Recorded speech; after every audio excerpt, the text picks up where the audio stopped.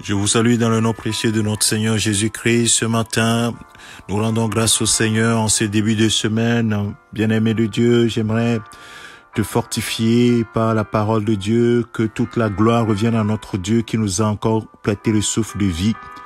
Bien-aimé, la foi en Dieu est toujours payante. Les conséquences sont toujours des conséquences glorieuses pour nous. C'est pour cela que nous sommes appelés des hommes de foi, des hommes et des femmes de foi, ou bien des croyants en Jésus-Christ. C'est pourquoi ce matin, j'aimerais te fortifier. Et durant toute cette semaine, si le Seigneur le permet, nous parlerons, nous baserons nos exhortations sur la foi en Dieu. Nous devons nous fortifier à croire et à garder notre confiance dans le Seigneur notre Dieu. L'apôtre Paul nous exhorte dans Romains chapitre 4. Lorsqu'il parlait de l'exemple de notre patriarche, du patriarche Abraham, il va dire quelque chose qui est merveilleux. Il va dire dans le verset 19, « Sans faiblir dans la foi, il ne considéra point son corps comme étant déjà usé, puisqu'il avait près de 100 ans, et que Sarah n'était plus en état de faire des enfants. Il ne douta point par incrédulité au sujet de la promesse de Dieu, mais il fut fortifié par la foi, donnant gloire à Dieu et ayant la pleine conviction que ce qu'il promet, il peut aussi l'accomplir. C'est pourquoi cela lui fut imputé à justice. Quel témoignage merveilleux. Bien-aimés de Dieu, ils n'étaient pas en état de faire des enfants. Ils étaient complètement disqualifiés. Mais ils ont cru à la promesse de Dieu. Ils ont eu confiance en cette promesse qui est hors sens. Et même avant, même ce passage, l'apôtre Paul dit, oui, il a espéré contre toute espérance dans le verset 18. Espérant contre toute espérance, il crut et devint ainsi le père d'un grand nombre de nations, selon ce qui lui avait été dit. Telle sera ta postérité. Bien-aimé, il y a des promesses que le Seigneur fait qui semblent très éloignées de toi, qui semblent même incompréhensibles.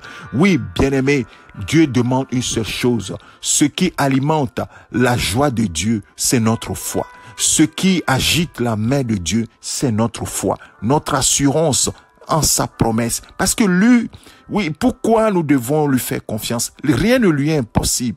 Il n'y a rien que Dieu ne puisse faire. Il peut changer, il peut arrêter le temps, il peut changer les choses que tu ne peux même pas imaginer. Bien-aimé de Dieu, c'est en lui que nous devons mettre notre foi. C'est sur lui que nous devons bâtir notre vie, notre assurance. C'est pourquoi, durant cette semaine, je t'exhorte à reprendre la parole de Dieu avec un autre esprit, à regarder la parole de Dieu avec confiance. Bien-aimé, celui qui fait la promesse, il est capable de l'accomplir. Oui, la Bible dit que Abraham avait la pleine conviction que ce que Dieu promet, il peut aussi l'accomplir. Donc, dans ta vie, il n'y a pas de doute. Ce que Dieu promet, il peut aussi l'accomplir. Et j'aimerais finir cette exhortation en rappelant une promesse de Dieu.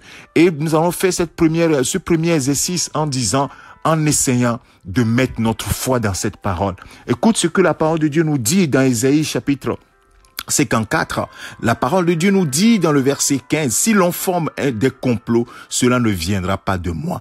Quiconque se liguera contre toi tombera sous ton pouvoir. Voici, j'ai créé l'ouvrier qui souffle le charbon au feu et qui fabrique une arme par son travail. Mais j'ai créé aussi le destructeur pour la briser. Toute arme forgée contre toi sera sans effet. Et toute langue qui s'élèvera contre toi en justice contre toi, tu la condamnera. Tel est l'héritage des serviteurs de l'Éternel.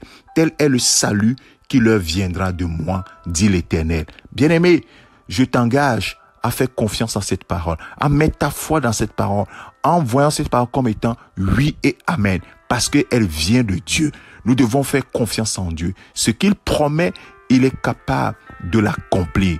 Dans ta vie, ce matin, il te dit, toute arme de l'ennemi forgée contre toi sera sans effet.